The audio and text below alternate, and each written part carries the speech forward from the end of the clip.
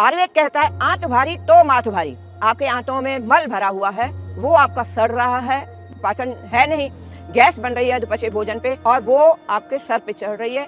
तो ये फिर आपने बताया कि लेयर जमती है, तो उसको अगर घर पर कैसे रिमूव करें, क्या तरीका है वो बताएं। आप उसको घर पर ऐसे ठीक करना है। नमस्कार दोस्तों, मेरे साथ है नीलम आहूजा जी, पुश्तैनी वैद्य हैं। उम्र 73 साल है, लेकिन एनर्जी किसी युवा से कम नहीं है। इनका कहना है कि हम बीमारियों से बच सकते हैं, बस हमें अपने खाने पर कंट्रोल करना है या उसे बदलना है। किन किन बीमारियों को ठीक कर सकते हैं खाने से, आज इस पर विस्तार से आपको बताएंगी। पूरा वीडियो जरूर देखिए, क्योंकि बहुत से मरीजों को इन्होंने ठीक किया है और गंभीर बीमारियों को भी ठीक किया है, लेकिन ज्यादातर बीमारियां खुद ठीक कर सकते हैं, ये इनका कहना है। तो चलिए नीलम आहूजा जी से जानते हैं कि हम बीमार क्यों होते हैं और फिर ठीक कैसे हो सकते हैं। चलिए शुरू करते हैं।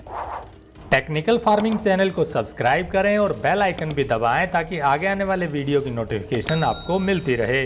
आपने बताया कि हम बीमार होते हैं अपनी गलतियों की वजह से, क्या दिक्कतें होती हैं और कैसे ठीक हो सकते हैं। मैं सबसे पहले तो ये बताना चाहूंगी, आज श्रम मुक्त जीवन शैली हो गई है। हम दादी नानी के जमाने जितना 3 वक्त का भोजन खा तो रहे हैं, पर दादी नानी के जमाने जितना शारीरिक श्रम कितने लोग करते हैं। श्रम करोगे तभी भोजन रूपी पेट्रोल का पाचन होगा, पाचन नहीं होगा सड़ेगा, सड़ेगा गैस करेगा, गैस करेगा सर दर्द की गोली दी जाएगी। अरे सर दर्द हो गया, कुछ लेते क्यों नहीं। धीरे धीरे धीरे धीरे आपकी इम्यूनिटी कम होती जाएगी इन गोलियों से। इसलिए आपको करना क्या है, 2 दिन का व्रत रखो। सर दर्द हो रहा है तो वो अधपचा भोजन निष्कासित हो जाएगा पचकर और आपका सर दर्द ठीक हो जाएगा। उलझाओ मत, अरे जुकाम हो गया, कुछ लेते क्यों नहीं। जुकाम हमारा प्राकृतिक डायलिसिस है, उसको रोककर अप्राकृतिक डायलिसिस पे नहीं आना चाहिए किसी को भी। जितना शरीर रूपी गाड़ी चला रहे हैं उतना भोजन रूपी पेट्रोल लें, क्योंकि आज हम शरीर रूपी गाड़ी चला नहीं रहे हैं। दादी नानी जितना श्रम कर नहीं रहे हैं वो सड़ रहा है और वही आपकी जांचों में आ रहा है। डॉक्टर युवाना वुडविक को सर्च करो, उन्होंने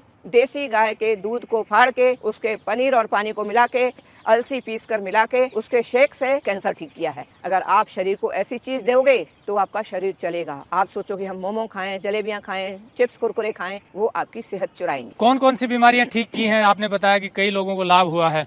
10 सेकंड में कोमा से मरीज निकाले हैं। 14 दिन में गंगाराम में वेंटिलेटर पे डायलिसिस 100% फेल किडनियां 14 दिन में 100% क्योर किया है। ये जो आपने डायलिसिस की बात की, डायलिसिस पे था वो मरीज, किडनियां फेल हो गई तभी डायलिसिस पे था या काम नहीं कर रही थी, तो कैसे ठीक हुआ? भाई किडनी मरने के 6 घंटे बाद भी खराब नहीं होती। ये केवल मैंने क्या बताया, लेयर जमती है, मैंने वो लेयर हटाती हूँ।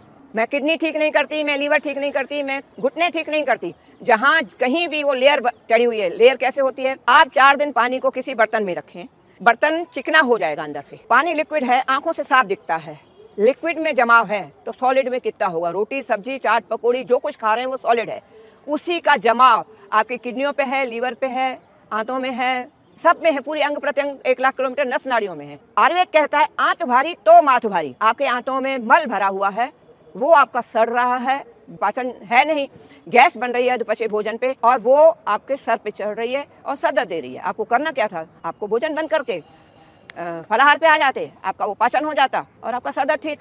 तो वो क्या है, वो लेयर दर लेयर हमारे ऊपर जमा होती जा रही है और वो सड़ता है। इनको मालूम है अंदर बैड बैक्टीरिया आएंगे, वो बैड बैक्टीरिया के लिए वो एंटीबायोटिक देंगे, उल्टा उसमें हमारे गुड बैक्टीरिया भी मर जाते हैं, उल्टा हमारी जीवनी शक्ति मतलब कम होती जा रही। थोड़ा सा बता दें क्या क्या तरीका अपनाएं ताकि वो जमी हुई गंदगी दूर हो देखो, जाए। अगर आप समर्थ हैं तो आपको 3 से 4 नारियल रोज पीना चाहिए नींबू डाल के। और नारियल आप सवेरे 4-5 बजे से चालू करो, 7-8 बजे तक 3-4 नारियल खत्म करो। 11 बजे के बाद नारियल पानी उतना फायदा नहीं करता है। हमने एक फैशन बना लिया है, शाम को घूमने जाते हैं, शॉपिंग जाते हैं और नारियल पीते हैं, वो काम नहीं करता। बट ठीक है, आपने खाना पूर्ति करी, अपने मन को तसल्ली दे दी, हमने नारियल पी लिया। मगर 11 बजे से पहले पी लोगे और 7-8 बजे तक पी लो, सबसे ज़्यादा बेहतर रहेगा। फिर आप कोई फल सलाद खा लो मौसम के हिसाब से, नहीं तो 150 ग्राम घी खाकर किचन वेस्ट जो बचता है, आपने फल खाया, सलाद खाई, उसके जो छिलके बचे या जो सब्जी बनाई, सबको आप धो के फिर इस्तेमाल करो। फिर आप जब धो के छीलोगे काटोगे, उसका जो किचन वेस्ट बचा उसको एक हांडी में डालो, 2-4 गिलास पानी डालो, उबाल लो, उसको आप नींबू और काला नमक डाल के पियो। देसी घी, देसी गाय का घी पीकर आपके अंदर स्निग्धता आएगी। हमें रिफाइन खिला के, रिफाइन चीनी सब कुछ रिफाइन खिला के ना इन्होंने हमारे शरीर को बिल्कुल खुश्क कर दिया है, जिसके कारण आज हमें कोरोना पीरियड में जितने लोगों ने काढ़े पिए तो उसकी शिकायतें आने लगी कि काढ़ा पीने से बवासीर और छाले हो गए। उल्टा हमारा आयुर्वेद बदनाम हुआ। पर था क्या, आपका शरीर पहले ही खुश्क, रिफाइंड चीनी तेल खा के, रिफाइंड नमक खा के, मैदा खा के खुश्क, तो आपका शरीर उस खुश्की को, काढ़े की खुश्की और गर्मी को बर्दाश्त नहीं करा और आपको बवासीर शाले हुए। आपको क्या करना था, घी तेल पीकर, आप अगर घी नहीं मिल रहा है तो तेल पियो, पर तेल उतना काम नहीं करता, घी ज्यादा काम करता है। गौघृत, देसी गाय का घी, देसी गाय का घी होना चाहिए। वो अगर आप पिएंगे तो आपका जोड़ चलेंगे। 5-7 साल के बच्चे को होते हैं, घुटनों में आवाज आ रही है, घुटनों में दर्द हो रहा है, क्यों? आपने रिफाइंड खाया, आपके बच्चे वैसे ही तो पैदा होंगे ना। तो आप चिकनाई दे, स्निग्धता दे और उतना ही भोजन ले जितना शरीर रूपी गाड़ी को चला रहे हैं। फिर मेरा दावा है कि आपको किसी डॉक्टर की, क्या मेरी भी जरूरत नहीं पड़ेगी। निष्कर्ष ये निकला कि हम खाना उतना खाएं जितनी हम मेहनत करते हैं, शारीरिक श्रम के हिसाब से खाएं। दूसरा, फल और सब्जियों की मात्रा बढ़ाएं, कच्चे फल, कच्ची सब्जियां, और वैसे भी सब्जी ज्यादा खाएं, पकी हुई सब्जी भी खा सकते हैं। उसमें के लिए भी अगर आप किचन गार्डन बना लेते हैं, अपनी सब्जियां खुद उगाते हैं, वो ज्यादा बेहतर रहेगा।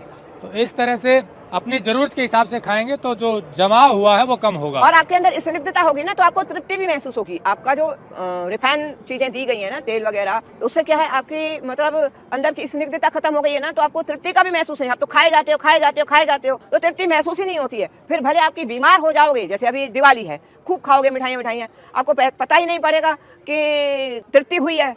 आपके अंदर नेचुरल स्निग्धता होगी, शुद्धता की स्निग्धता होगी, आपको तृप्ति होगी। उसके बाद आपके कितना भी मनपसंद चीज आएगी ना, आपसे खाया ही नहीं जाएगा, क्योंकि आपकी तृप्ति हो गई। मतलब नेचुरल ग्रीसिंग, ऑयलिंग बॉडी की होनी जरूरी है, स्निग्धता बहुत जरूरी है। तो वो होगी देसी गाय के घी से, या कच्ची घानी का तेल भी ले सकते हैं, चलेगा। प्योर, जो हमारे बड़े बुजुर्ग करते थे, पीतल स्टील के बर्तन, स्टील और एल्यूमिनियम के बर्तन हटाओ, प्लास्टिक के बर्तन हटाओ। आपको ये सब मूल चूल परिवर्तन करते हैं। आपके बर्तन होने चाहिए पीतल का, तांबे का, लोहे का, मिट्टी का, हर तरह से आपको पूरे मूल चूल परिवर्तन करने होंगे, तभी आप मूल सेहत भी पा सकेंगे। तेल कौन सा खाना चाहिए अगर देसी गाय का घी ना मिले तो? तिलों का बताया मैंने, तिलों का खा सकते हो, अलसी का खा सकते हो, बाकी मूंगफली और नारियल भी चलेगा, मूंगफली का और सरसों का चलेगा, पर पहले नंबर पे अलसी और ये बराबर हैं तिलों का। तिल का तेल, अलसी का तेल, नारियल, मूंगफली और सरसों का तेल खा सकते हैं। हाँ, खा सकते हैं। तो ये भी ऑयलिंग करेगी बॉडी की। पौष्टिकता ध्यान रखो, स्निग्धता की ध्यान रखो। पहले वाले समय में हमारे जो वैद्यराज थे, नब्ज पकड़ते थे, वात पित्त कफ को देखते थे, क्या बिगड़ा है, क्या घटा है, और वो उस हिसाब से एक खुराक देते थे कि रात को ये गर्म पानी या गर्म दूध से लेके सो जाना, और हम वो लेके सो जाते थे, और सब दूसरी 1-2 खुराक देते थे, हम ठीक हो जाते थे। वो रात की खुराक से हमारा पेट साफ हो जाता था, फिर 2 खुराकें और देते थे, हम उससे ठीक हो जाते थे। सहज सरल जीवन की पोथी बहुत कठिन अनुवाद कर दिया है।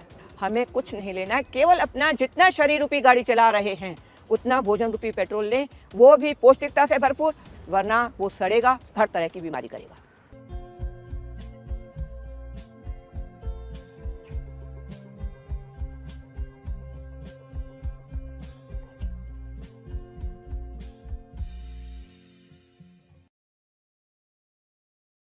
अगर आपको यह वीडियो पसंद आया है तो ज्यादा से ज्यादा लाइक और शेयर जरूर करें।